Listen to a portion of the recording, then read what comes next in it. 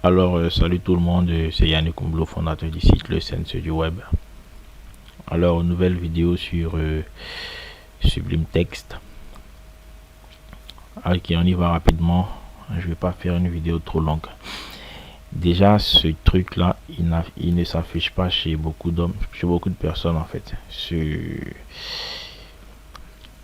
truc de folder là. Voilà, il permet d'accéder directement au fichier facilement. S'il ne s'affiche pas chez vous, que vous voulez l'afficher, je prends un exemple. Vous avez un dossier, vous le faites comme ça, vous l'envoyez vers Sublime Text et vous le laissez comme ça. Automatiquement vous pouvez ouvrir tous les fichiers là à l'intérieur. Voilà, vous pouvez travailler facilement sur les fichiers. Vous voyez que quand vous cliquez une fois, il est là. Quand vous cliquez deuxième fois, il s'ouvre sur le même fichier, il fait partie de l'autre en fait. Donc pour le conserver, vous allez faire un double clic comme ça. Voilà, comme ça il est là, il ne peut plus bouger. Comme ça, si vous venez vous cliquer sur deuxième, il ouvre un deuxième onglet. Voilà, c'était une petite astuce. Et la deuxième astuce, c'est en fait la rapidité de Sublime Text. Je prends un exemple. Lorsque par exemple vous éditez un test.html, voilà, comme ça, .html, il suffit de taper HTML, puis vous appuyez sur la touche tabulation. Vous voyez, et c'est comme ça que c'est parti. Tout s'écrit. Si vous voulez faire par exemple le titre H1, vous tapez H1, vous tapez la touche tabulation. Vous voyez, c'est simple. Si vous voulez faire un paragraphe, vous écrivez P, vous appuyez la touche tabulation. Vous voyez. Si vous voulez faire je sais pas une span, une span ou bien un span, comme ça vous appuyez tabulation et c'est fait. Voilà, tous les chevrons ouvrant, fermant, tout ça sont directement là.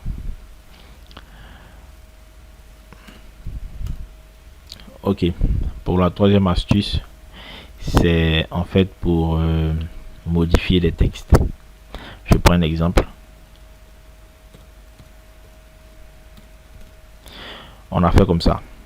Si vous voulez modifier les paragraphes, vous êtes obligé de faire ça en H1. Vous êtes obligé de faire ça H1. Venir ici H1. Venir encore là H1. Et encore là H1. Vous voyez que c'est encore lent. Alors vous venez là. Vous maintenez la touche contrôle. Vous cliquez sur le deuxième. Ensuite là, sur la touche contrôle toujours. Vous cliquez et encore sur la touche contrôle et encore là. Vous effacez, vous effacez. Si vous voulez le faire en div, vous faites une balise div. C'est tout. Vous voyez, vous avez modifié presque tout. C'est parce que seulement on est sur, il a fait seulement que deux balises. Vous voyez, si c'était un code costos, vous aurez un gain de temps formidable. Voilà. Ok, on y va pour une autre astuce. Vous voyez ici, j'ai le HTML et j'ai le CSS. C'est-à-dire, je code en HTML, je viens, quand je dois coder en CSS, je fais ça, l'HTML s'en va et tout. Moi, il y a une astuce facilement pour diviser l'interface en deux. Je crois, vous venez dans View, Layout, vous prenez colonne 2, vous voyez, et vous pouvez glisser lui. Voilà, comme ça, lorsque vous codez, vous pouvez faire votre CSS directement. Vous voyez, vous pouvez aussi faire le layout en 4 si vous voulez. Voilà, ça dépend de vous, mais je vois pas l'utilité. Je pense qu'avec 2 c'est déjà bon. Je pense qu'avec 2 c'est déjà bon. Voilà, on y va encore pour une autre astuce.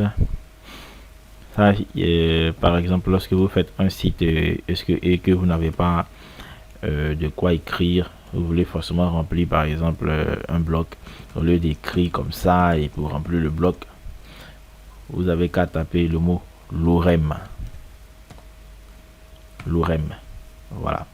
Lorsque vous tapez le mot lorem, vous touchez la touche tabulation et bim, vous avez un long texte, c'est du lorem ipsum.